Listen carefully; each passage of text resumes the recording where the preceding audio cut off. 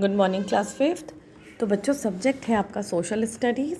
So please open your social studies book और इसमें हम देखेंगे कि आज हम क्या करने जा रहे हैं। तो सबसे पहले आप अपनी बुक ओपन करेंगे और इसमें ध्यान से देखेंगे। तो चलिए बुक ओपन करते हैं। तो देखो बच्चों, पेज नंबर है आपका 27, लेसन नंबर है आपका 2.3 और लेसन नेम है Greenland the land of ice and snow. आज हम पढ़ने जा रहे हैं ग्रीनलैंड के बारे में, जो कि क्या है, land of ice and snow. किसकी धरती कहा जाता है उसको? लैंड ऑफ आइस, बर्फ़ और आइस एंड स्नो की उसको धरती कहा जाता है Greenland, the land of ice and snow. तो बुक ओपन कर लीजिए, पेज नंबर 27। थोड़ा थोड़ा करके पढ़ाऊँगी, ध्यान से सुनेंगे। तो देखिए स्टार्ट करते हैं हम। Lesson Greenland the land of ice and snow.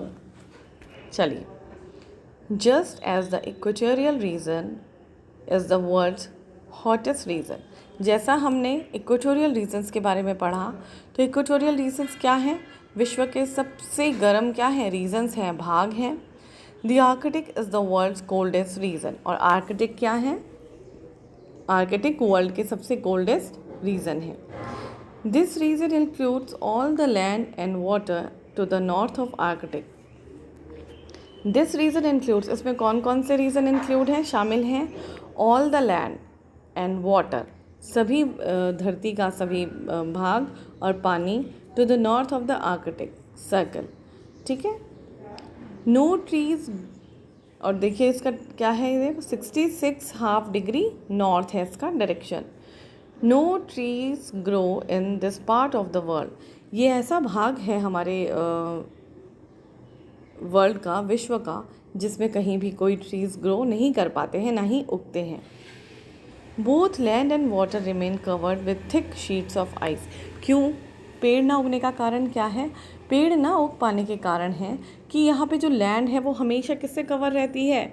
एक मोटी, थिक मतलब मोटी शीट रहती है इसमें, किस चीज़ की? आइस की, बर्फ़ की एक मोटी सी चादर से जो धरती है वो कवर रहती है, और इसी कारण से यहाँ पे कोई भी प्लांट ग्रो नहीं करते हैं।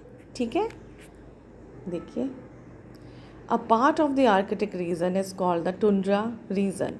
अ part of the Arctic reason, Arctic region का पार्ट जो है वो क्या कहलाता है? Tundra reason. आप देख रहे हैं मोटी सी लाइन से आपको दिख रहा है यहाँ पे। A part of the Arctic region is called the tundra region. A part मतलब आर्कटिक रीजन का भाग जो है वो क्या कहलाता है? Tundra region. It includes the vast plains, और इसमें क्या क्या जगह शामिल हैं? इसमें वास्ट प्लेन मतलब बड़े बड़े मैदानी भाग, in the northern parts of the north America. Northern parts, north America का नदर्न पार्ट शामिल है। ठीक है। यूरोप एंड रशिया, यूरोप और रशिया भी इसमें शामिल है। ग्रीनलैंड, देखिए, Greenland is an island in the north Atlantic ocean. और ग्रीनलैंड कहाँ है? Greenland is an island, Greenland एक आइलैंड है जो कि कहाँ है? नॉर्थ अटलांटिक ओशन में है। Much of it falls in the tundra reason, लेकिन इसका जो अधिकांश जो इसका भाग है वो कहाँ पे पाया जाता है? टुंड्रा रीजन में। North of the Arctic circle, tundra region north of the Arctic circle, tundra region में पाया जाता है, नॉर्थ आर्कटिक सर्कल के नॉर्थ में। It is the world's largest island, और ये विश्व का सबसे बड़ा क्या है? आइलैंड है। Australia though larger is not really counted as an island. Australia larger है लेकिन वो आइलैंड के रूप में काउंट नहीं किया जाता है। It is counted as a continent. उसको क्या बोला जाता है? Australia continent. About 95% of this island, इसका जो 95%, अबाउट 95% ऑफ दिस आइलैंड, इसका 95% जो भाग है, remains covered with thick ice of all the air. इसका 95% जो भाग है वो पूरे साल किससे कवर रहता है? थ्रू आउट द एयर, मतलब पूरे साल वो किससे कवर रहता है? बर्फ़ से कवर रहता है। ठीक है। नेक्स्ट देखिए, it is a long journey from Mumbai to Greenland by sea. अगर हम मुंबई से समुद्र के द्वारा ग्रीनलैंड की यात्रा करते हैं तो क्या होती है, एक लॉन्ग जर्नी होती है, बहुत बड़ी यात्रा होती है, बहुत लंबी यात्रा होती है। मुंबई से समुद्र के द्वारा ग्रीनलैंड जाना एक बहुत लंबी यात्रा है। By sailing west through the Arabian Sea, जब हम शिप से हम लोग जाते हैं तो किधर को जाते हैं हम, by sailing west, west side से होते हुए हम अरेबियन सी पहुंचते हैं, the Red Sea, the Suez Canal and the Mediterranean C.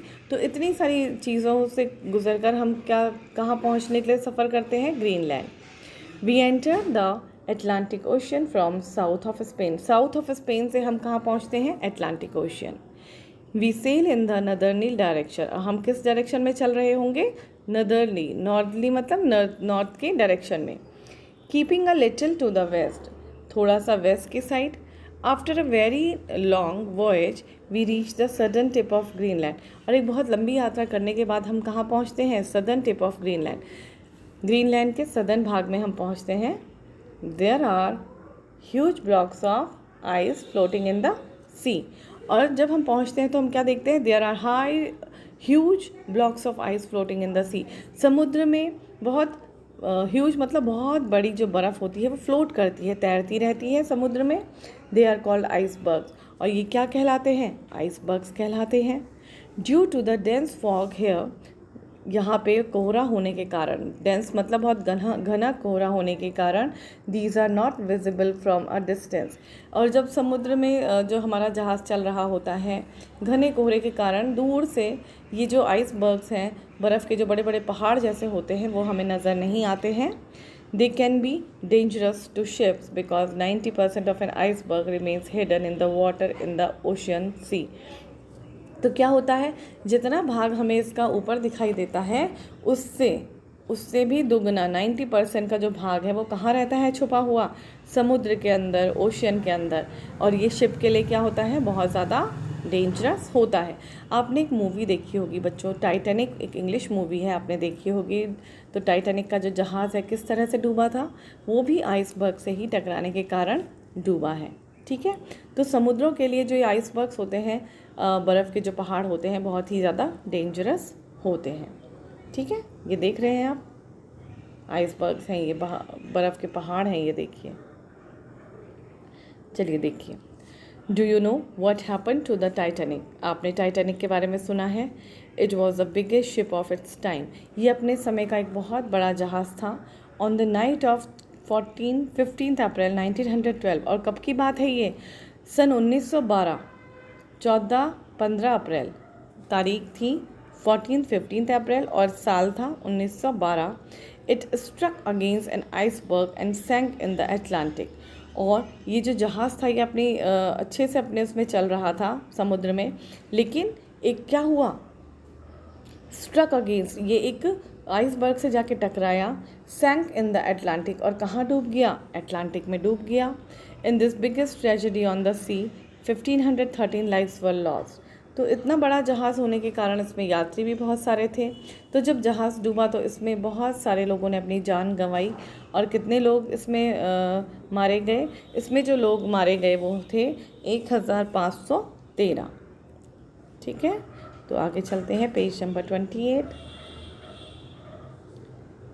Now let's learn about the various features of life and vegetation in this land of ice and snow. तो अब हम इसमें पढ़ेंगे यहाँ की लैंड के बारे में, यहाँ के फीचर्स के बारे में, यहाँ के लोगों का जीवन कैसा है, वेजिटेशन कैसी है यहाँ पर इस land of ice and snow में। ठीक है, लैंड सरफेस देखते हैं। Greenland is a low प्लेटू surrounded by coastal mountains. Greenland is a लो प्लेटू, ये एक छोटा सा प्लेटू है जिसमें चारों तरफ से क्या है, किससे सराउंडेड है, ये कोस्टल माउंटेन से, माउंटेन से सराउंडेड है। The mountains are always covered with thick snow, और ये कैसे माउंटेन्स हैं, कैसे पहाड़ हैं, ये हमेशा बर्फ़ से ढके रहते हैं। This ice covering is known as ice cap, और ये जो बर्फ़ से ढके हुए पहाड़ हैं ये क्या कहलाते हैं, ice cap. Often bits of ice break off and slide down into the sea. Bits of ice break, और जब ये आइस टूटती हैं, एंड स्लाइड डाउन, और ये नीचे गिरती हैं, स्लाइड डाउन होती हैं, नीचे को गिरती हैं, and down into the sea, और कहाँ जाके डूब जाती हैं, ये कहाँ गिरती हैं, समुद्र में।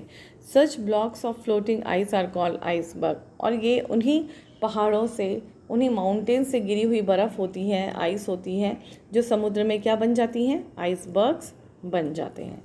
ठीक है, तो बच्चों अभी सिर्फ इसको इतना ही पढ़ते हैं, क्योंकि आपको अभी इसको एक बार रिवाइज़ करना है, समझना है, उसके बाद ही हम इसको आगे कंटिन्यू करेंगे।